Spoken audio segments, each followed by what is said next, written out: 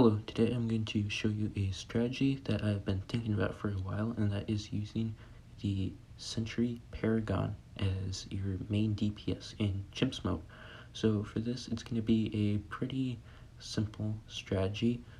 It's going to work on all easy maps, almost all of the intermediate maps, and some of the advanced maps. This definitely isn't the most optimized strategy. There are definitely way better ones that you can do, but it's more of a showcase of how the Sentry Champion can go all the way through Chimps as your main DPS due to some of the recent buffs, with Sentry Expert as a good upgrade that will go into the Sentry Champion.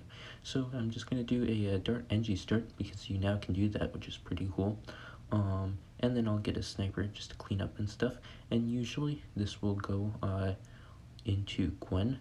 This is the kind of like one of the harder maps that it can beat, so it's not the craziest thing out there, but it is pretty cool, and you can use this very well on your beginner and intermediate maps. So I'm gonna go straight into these sentries, because they're pretty cool. We do have the camo on 24, and I'm gonna use this pretty cool trick with the Gwen cocktail. You can shoot it right out, like it goes right out before the camo comes in, and it'll beat the camo.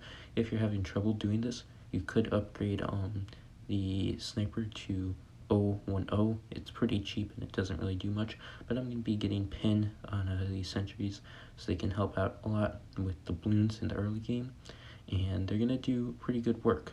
So we're going up to round 28 here with the leads. I get an alchemist. I get it to 200, but you shouldn't really upgrade it, because you have other upgrades to get, and if you did buy camo on the sniper, then you would not be able to afford this thing for 40, the spike for 40. So just keep that as a 000. It's gonna kill the leads fine with Gwen, and that will work just fine. And then we're gonna go to the spike. It's gonna go as far back as you can. This map is kind of unfortunate because I can't get the spike as far back as possible, but with others maps you can, and that will work fine. For 33, you need 100, and that's going to kill all the camos. And then we can go straight for Sentry Expert. So the 100 will kill all the camos on 36 just fine, and 37 too.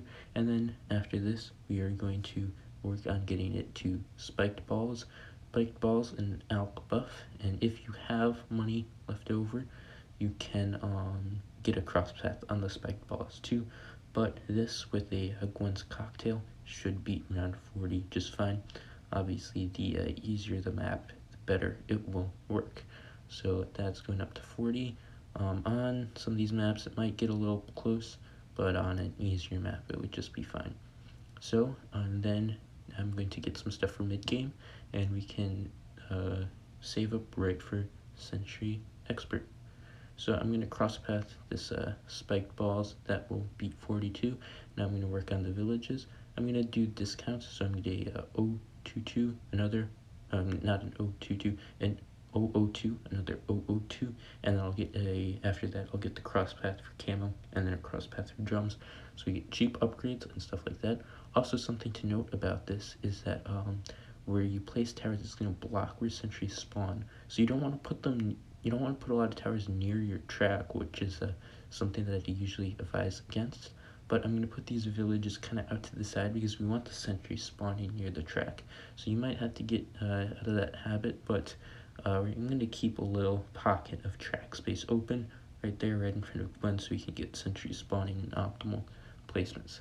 Alright, so we're killing the mobs pretty nice, and alch buffing the Sentry Expert, and that will be good, and I will go back to when some stuff happens. Alright, so there is one last upgrade that you need to get. It is the bomb shooter.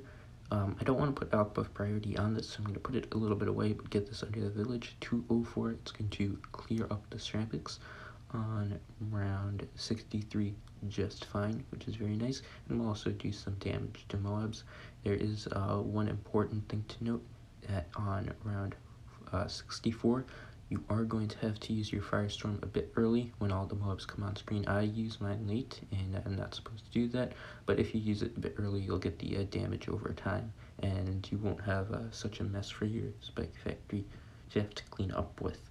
But if you beat 40, the map is easy enough for it to beat 48 with this setup. So we get this, and we will be affording Sentry Champion. No, not Sentry Champion. Sentry Paragon. Sentry Paragon. So yes, we'll get the Sentry Paragon soon. And after that, I'm going to get some support up, and we'll see that when we get it. Alright, so after getting the Sentry Paragon, I'm going to get a lot of support for this because this is a tower that works really well with support, specifically attack speed buffs. Because if you buff the attack speed of the engineer, it's going to shoot out more little sentries, and that is really, really strong. And then Gwen can give the heated up buff and buff all of them, which makes them even stronger. So I got a mob glue just because mob glue is really good. I got a MIB because I'm going to be going into call to arms. I have a cryo cannon. I'm getting the 023 now because of the new update. You kind of need to get that to get it fully buffed. So we got that to stop some strengths, and then I'm getting an overclock, and then we can overclock the engineer to make it spit out more sentries. And then this combined with call to arms is actually quite strong. After this, I'm going to get a sabotage, and then I think it's a 004 mortar to defortify, because there still can be a pierce issue on around 98, so you really want to make aware of that. And then also for round 100, I get a first strike to beat the bad, obviously. And then after that, you're gonna have about like $12,000 left over, so I'd recommend getting round 98 support, because out of all the rounds, that one was kind of the closest. And of course, on an easier map, it will be very free. But a good thing to support round 98 with is some 204 more presses. That really does a lot of work and can help you out a lot by pushing the bigger Bloons back. But you can occasionally use the call to arm ability on these ZMGs, pop that the overclock ability, and you're gonna have more than enough firepower to get through, especially if it's on an easier map. So I'm gonna sit through this, and I'm gonna come back on round 98.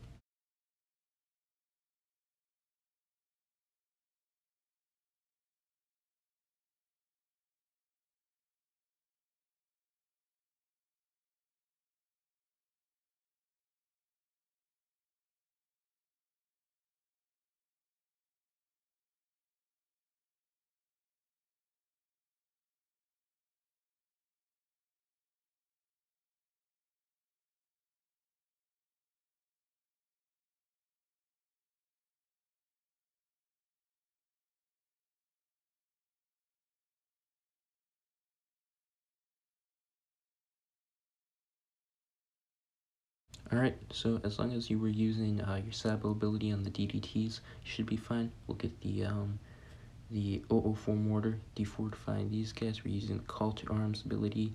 That ability, I'm going to use the Firestorm and Molotov here too. And some Bloons did get through. Good thing we had the spike to clean up a little bit.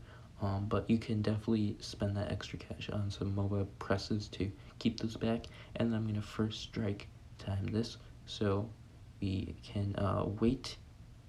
I think it's about 2 seconds after the last phase, hit the ability, and everything gets deleted.